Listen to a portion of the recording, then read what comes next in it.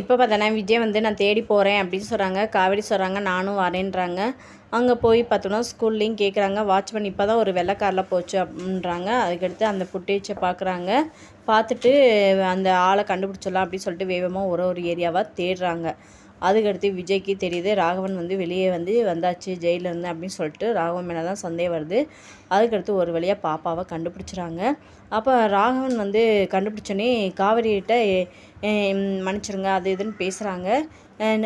எப்படி உங்களுக்கு தெரியும் அப்படின்ற விஷயம் தெரியுது. அதுக்கடுத்து தான் இந்த மாதிரி விஜயோட ஒய்ஃபு தான் காவேரின்ற விஷயம் காவேரிக்கு தெரியுது. வீட்டில் இருக்கவங்க எல்லோரும் ஹாப்பியாகிறாங்க.